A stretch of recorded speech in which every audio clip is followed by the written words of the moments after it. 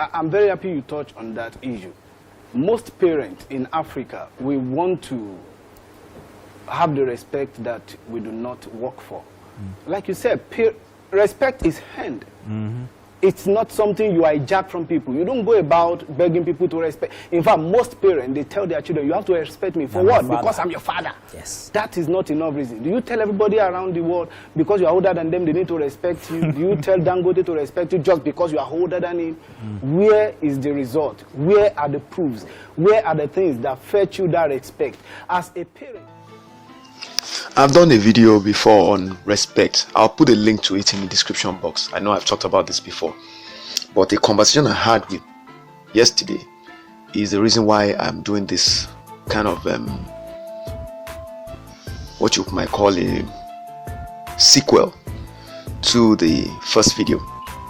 I want to give you some analogies to understand when it is appropriate to give and to expect respect, and when it will be completely inappropriate and actually stupid to give respect or to expect respect.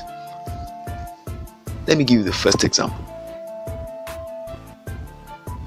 And let's say 80-year-old man, 80 years old, several children, male and female. You watch him as the child of that 80-year-old man. You watch him for years deliberately subject his wife to ridicule, to open criticism, demeaning treatment, deliberately shouts her down when she tries to contribute to issues when there are guests, deliberately highlights all her shortcomings and faults to visitors. When they are privately, when he's alone with her privately in the home, he encourages children to disobey her, uses them to deliberately kind of give her, for instance, give an example. Let's say she wants to correct a grandson for not dressing properly, maybe wearing a torn singlet. The minute she opens her mouth and she begins to talk about, hey young man, why should you wear, I told you I don't want you to come down here dressed like that. When you're coming from your room, put on something decent, don't wear this kind of stuff on it. And he said, then the man, the 80-year-old man just responds, the husband, leave him alone, there's nothing wrong with this. And they say, come, Daddy, come, go and do X, Y, Z, just shuts her down like that. He does it long enough to the point that that boy, the grandson, then begins to deliberately disobey the grandmother, knowing that whenever she tries to correct him, because a teenager, and you know the teenagers, those are the years of rebellion, he knows that the man, the grandfather, will stand and defend him. So it goes on like that, and you are the third party watching all of these. You are also one of the children of this couple. At what point do you think it would be appropriate for you to leave, to forget about trying to be diplomatic and actually politely call the 80-year-old man aside and ask him to stop it? That what he's doing to his wife is wrong, in front of guests, in front of his grandchild, treating his wife like that, even when the driver is around, treating his wife like that, even when cousins and nephews and nieces are around, treating the wife like that, to the point that everybody knows about it, but all of them, because of the culture, and I have a point I'm going to make here, because of the culture, they don't want to talk directly to him. They grumble, they mumble about it, they even chat about it on WhatsApp, but they do not talk about it to him. None of them ever has enough courage to say, but what you are doing is wrong. If you that tried get told to shut up. Now, are you telling me that that person is deserving of respect himself, given the behavior he persistently displays in maltreating his own spouse? Without laying a finger on her, he is disrespecting and abusing her on many levels. And you see that happening. Are you telling me that that person is deserving of respect like another man his own age who has a similarly aged wife and treats her with respect and demands that everybody around her, whether younger or older, respects his wife. Who does not talk down to her on the dining table, who does not talk down to her when visitors are present with them, who does not allow younger ones to disrespect her for any reason, who stands by the honor of his wife. When they go out, he is not seen talking to her impatiently. When she wants to contribute to discussions that he is having with visitors and she's seated there as the wife, he doesn't tell her she doesn't know anything. He doesn't tell her to shut up. He doesn't shout and tell her, oh, just keep quiet.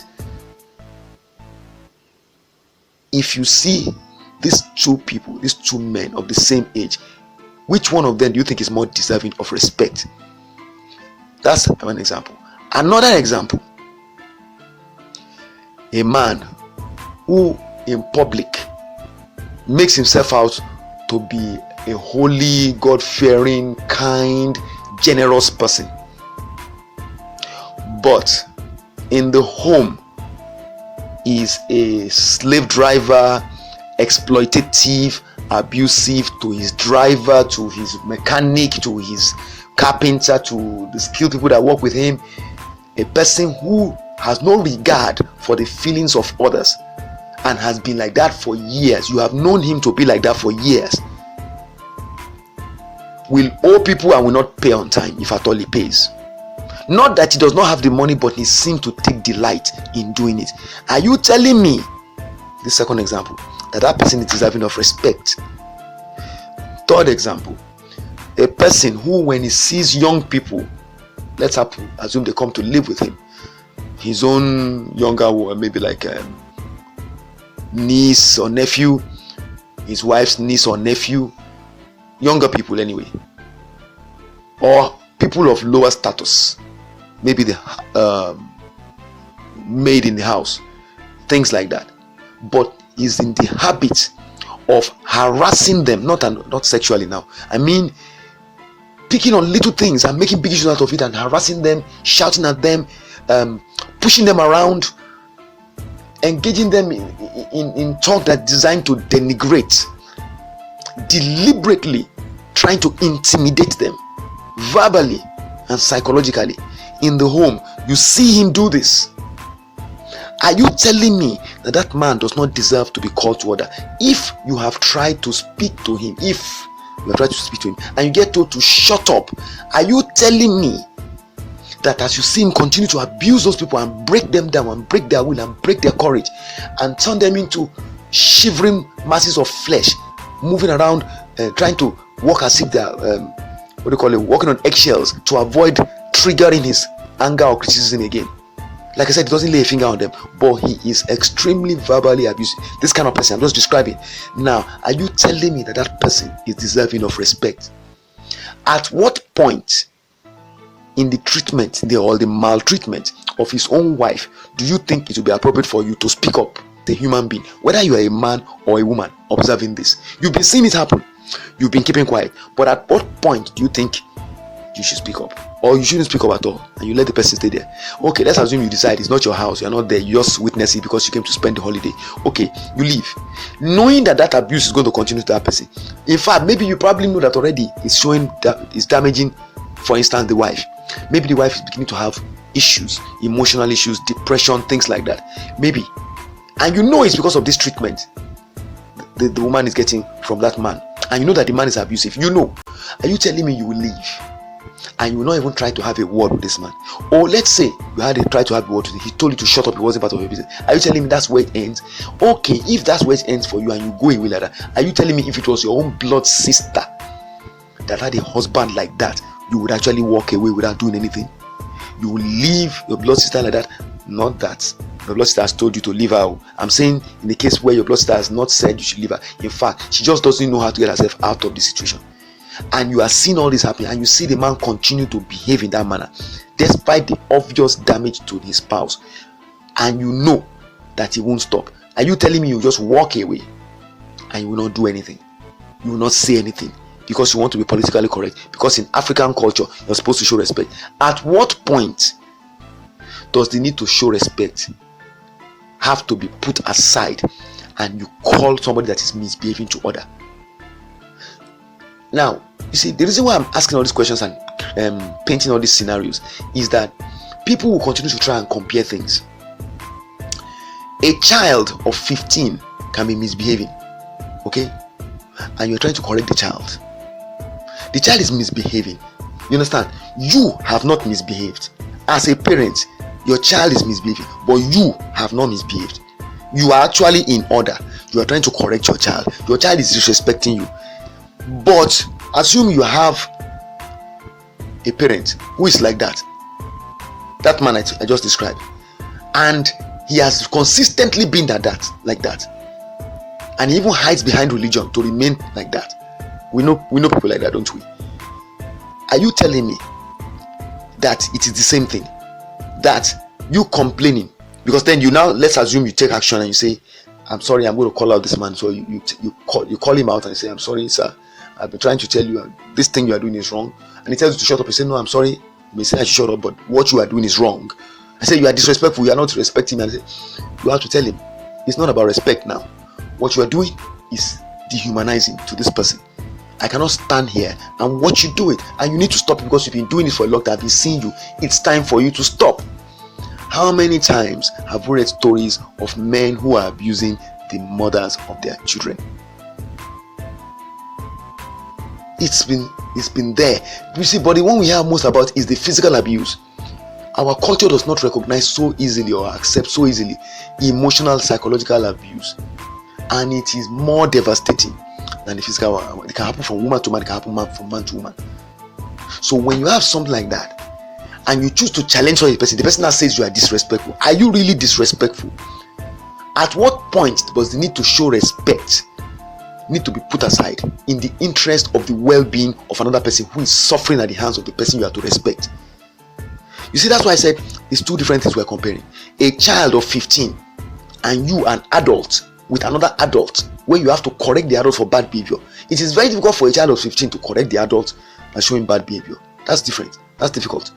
But you as an adult, you want to correct another adult because you see what he's doing. Everybody's talking about it, but few of them are willing to talk directly to the person that's doing it. Instead, they want to pretend it's not happening or pretend like they didn't know.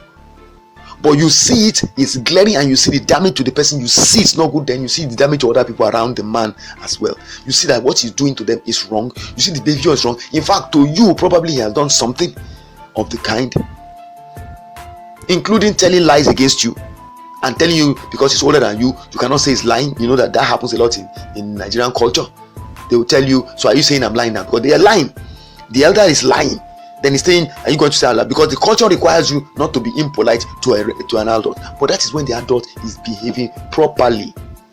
When the adult has the honor and integrity to command such treatment. But when the adult is not deserving of that kind of treatment, you cannot make it your obligation to give it to him or her.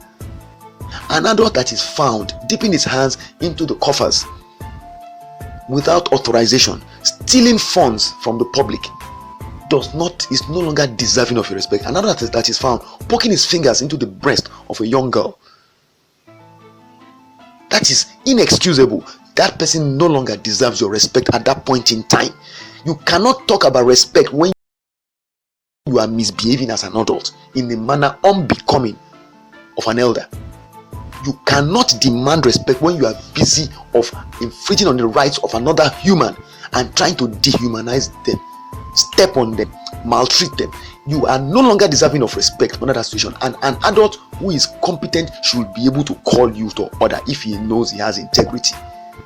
That is different from an adult correcting a child who is misbehaving. The adult is not misbehaving, but he has to deal with the child that's misbehaving, whether his child or anybody's child. At that point in time, because that same adult was correcting another adult who is older than him, you cannot now say that adult was disrespectful for one adult, therefore she not ask a 15-year-old to respect him. That is rubbish. The Yorubas will say "Onfiku wonu." They are completely incomparable, those two scenarios. The problem we have in our society is that critical thinking is something that is far from many of us. I am grateful for the experiences I had in my travels and the work I did before I went to because I became an entrepreneur, and I got to understand how to engage in critical thinking, analytical thinking, so that you can separate. Kiyosaki defines intelligence as the ability to make final distinctions. You know how to separate issues from one another, so you don't mix them up. The fact that you are correcting an adult that is misbehaving, and you have to put him down, verbally or otherwise, does not mean that you are now unqualified to correct a young child who is disrespecting you, because you are not the one guilty of misbehaving. Now the child is misbehaving, the older man is misbehaving, those two people are misbehaving. You call them to order, and you are in order to do so. Let nobody deceive you, let nobody intimidate you, let nobody pressure you to accept to let an elder misbehave and still demand respect of you. They are not deserving of such respect. Anybody who goes into public office and misbehaves, misappropriates funds, practices favoritism, nepotism, does all the bad things, all right, cannot turn around because he's older than you, has white hair and you don't, and tell you must respect him. Nope. No, that person must be called to order. Age is going to be put aside in such a situation because he's no longer deserving of that consideration. And so long as you stand on the pedestal of integrity, you are in order to call him to order, and you are also in order to call a misbehaving child to order. You cannot tell me that because one person who is, let's say, 70 years old called a 90-year-old man to order. For instance, maybe the man used to be engaged in, there are some people by historical, the pedigree of their families were involved in slavery, so they benefited from slavery. In Benin Republic, I was told about one family, I don't want to mention the name of the family, they have history links with slavery. They profited and became wealthy through slavery. Now a person like that, maybe because of the children have had some bad habits passed down to them, so they look down on other children of other people, and so they try to kind of use the wealth they have to make the other ones subservient to them.